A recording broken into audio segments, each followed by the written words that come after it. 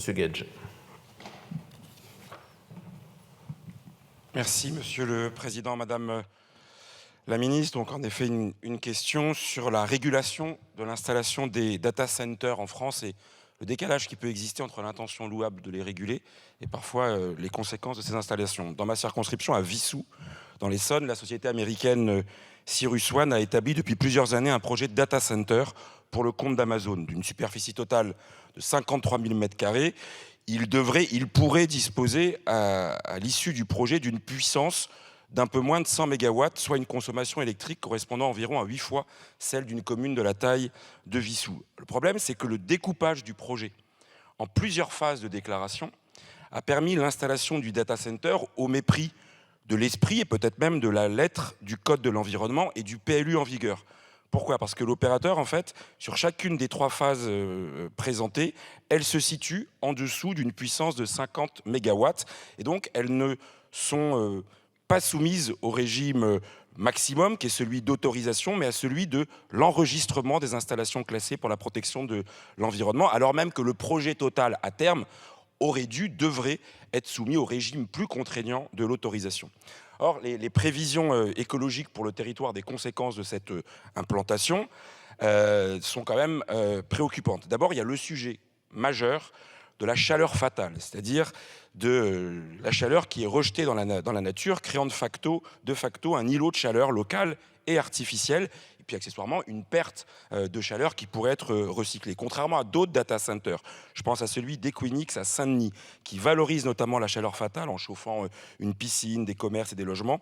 Celui de Vissou, en tout cas à ce stade, dans l'étude d'impact, ne prévoit aucune disposition et rejettera donc simplement toute la chaleur dehors, avec la perte d'énergie évidente et puis les conséquences sur la diversité. Par ailleurs, pour le fonctionnement de ce data center, il y a des groupes électrogènes de secours pour pallier les coupures de courant éventuelles ou le temps d'indisponibilité, qui prévoient le stockage enterré de 400 m³ de fuel et devraient à eux seuls consommer plus d'une centaine de tonnes de fuel par an, rien que pour tester leur bon fonctionnement. Voilà. Alors, il y a un mouvement local d'opposition, d'associations, d'élus qui s'est structuré à Vissou et qui m'interroge, et au-delà du cas particulier, qui interroge la législation. Pourquoi ? Parce que l'article 28 de la loi du 15 novembre 2021, visant à réduire l'empreinte environnementale du numérique en France, a théoriquement introduit une obligation de valorisation de la chaleur fatale. Je ne vous lis pas l'article, mais le centre de stockage de données numériques valorise la chaleur fatale ou respecte un indicateur chiffré déterminé par décret sur un horizon pluriannuel en matière d'efficacité dans l'utilisation de la puissance. Le problème, c'est que ce décret, à ce jour, n'a pas été publié.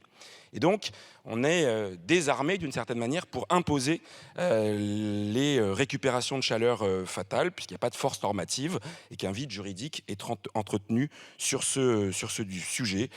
C'est la raison pour laquelle un certain nombre d'acteurs, de maîtres d'œuvre, d'entreprises privées jouent des interstices. Voilà, dans ce contexte, il apparaît nécessaire de connaître à la fois le délai de publication du décret en question et la stratégie du gouvernement pour vraiment s'assurer que ces data centers concilient les obligations de respect environnemental qui ont été prévues par la loi. Je vous remercie. Madame la Ministre. Président, Monsieur le député Guedj, je vous prie d'excuser l'absence de Monsieur Béchu qui m'a chargé de vous répondre point par point et je l'espère précisément au sujet que vous soulevez qui est extrêmement important. Le numérique est effectivement un responsable de l'émission de près de 15 millions de tonnes équivalent CO2, soit 2,5% de l'empreinte carbone de la France et de 10% de la consommation électrique. Les activités des centres de données génèrent jusqu'à 20% des impacts environnementaux du numérique. Néanmoins, la gestion des données informatiques constitue aussi un enjeu de souveraineté à concilier avec nos objectifs environnementaux, comme vous le soulignez à très juste titre. Concernant le cas du centre de données opéré par la société CyrusOne, implanté à Vissou, la procédure d'enregistrement a été instruite et d'un rapport répond point par point aux appréhensions que vous évoquez. Concernant la récupération de la chaleur fatale de ce centre de données, elle n'a pas été mise en œuvre en raison de l'absence de débouchés suffisamment proches du site à l'époque de la procédure d'enregistrement. Ces débouchés seront toutefois périodiquement réévalués. Par ailleurs, vous m'interrogez sur l'application de la loi du 15 novembre 2021 visant à réduire l'empreinte environnementale du numérique.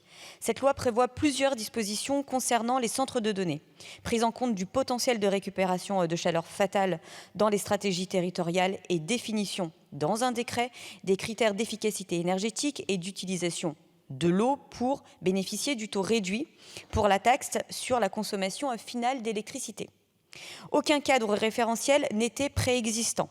Un travail technique de collecte d'informations et de concertation était donc nécessaire pour aboutir à un texte techniquement applicable. Ce décret que vous avez mentionné est en cours de finalisation et fera l'objet de consultations dans les mois à venir. L'objectif étant de le publier d'ici l'été. Je vous remercie. Merci, Madame la Ministre. Alors, allez-y, Monsieur Gage, vous avez encore quelques secondes. Merci Madame la Ministre. Je suis heureux d'apprendre dans le cas d'espèce qu'on va réévaluer pour la récupération de la chaleur fatale, mais à ce stade, ce n'est pas dans le projet tel qu'il est soumis par l'opérateur. Et j'insiste sur un point, puisque c'est la parole de l'État que vous portez, il faut qu'il y ait une cohérence avec la parole de l'État local. C'est-à-dire que le préfet soit aussi aidant pour contraindre l'opérateur à vraiment mettre en œuvre cette mesure de récupération de chaleur fatale. Ça, on peut avoir le sentiment que ce n'est pas tout à fait le cas quand le préfet fait un recours contre le permis de construire.